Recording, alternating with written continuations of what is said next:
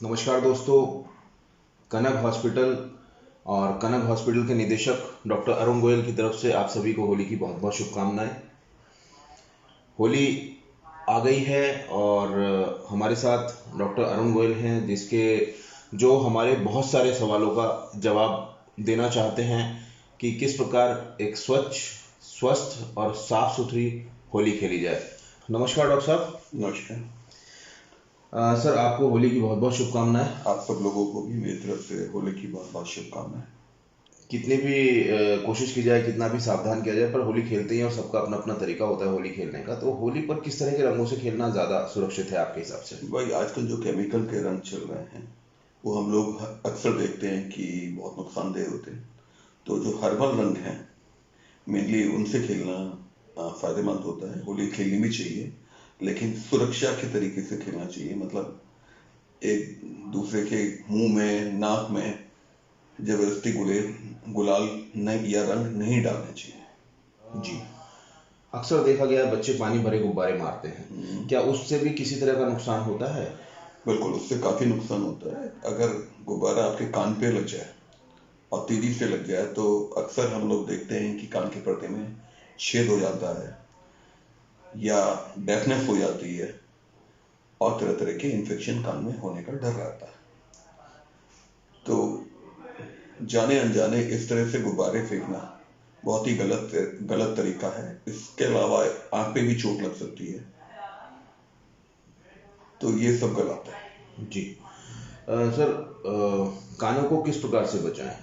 मतलब अगर कोई गुब्बारा मार रहा है, हमें तो नहीं पता, हम सड़क पे जा रहे हैं, किसी ने गुब्बारा मारा, तो कोई खास टिप्स कानों को बचाने के लिए? अगर आप गाड़ी चला रहे हैं तो मेरी सलाह ये है, आप कार के शीशे बंद रखें। स्कूटर पे जा रहे हैं तो एटलीस्ट कान के अंदर आप रुई लगा के बचाव कर सकते हैं। उससे पूरा तो नहीं लेकिन कुछ हद तक बचाव के प्रोटेक्शन हो सकता है। जी जी जी। एक रंग होता है वो चमकीला, मिर्गान उसको बोलते हैं। अक्सर लोग और रंगों को बचाने के लिए मिर्गान पोत लेते हैं। तो क्या मिर्गान भी सुरक्षित है सर? मिर्गान भी एक तरीके से केमिकल है। स्किन पे इरिटेट कर सकता है, एलर्जी कर सकता है। तो मेरे हिसाब से बहुत ज़्यादा मिर्गान लगाना मेडिकली ठीक नहीं है। ओके, ठीक है। और आंख में भी एलर्जी कर सकता है, नाक में भी कर सकता है और गले में चले जाए तो कई तरह के इन्फेक्शन और एलर्जीज कर सकता है। तो इससे बेटर है कि मिर्गान की जगह और किसी तरह का प्राकृतिक तेल या कुछ ऐसा लगाया जाए। हाँ। जी जी जी।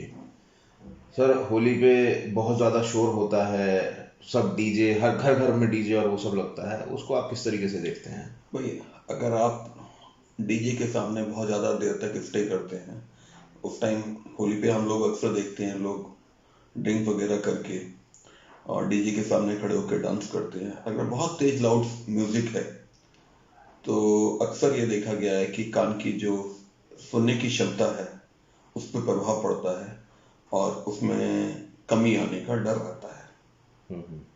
तो होली के बाद एक हफ्ते तक इस तरह के पेशेंट काफी आते हैं जो कान में ना सुनाई देने की, कान बंद होने की और गूं गूं की आवाज आने की समस्या के साथ आते हैं।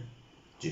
ठीक है। लोग आधा आधा एक एक घंटा डीजे के सामने स्टे करते हैं जो कि बिल्कुल गलत है और ये बहुत तरीके से आपको नुकसान पहुंचा सकता है। जी।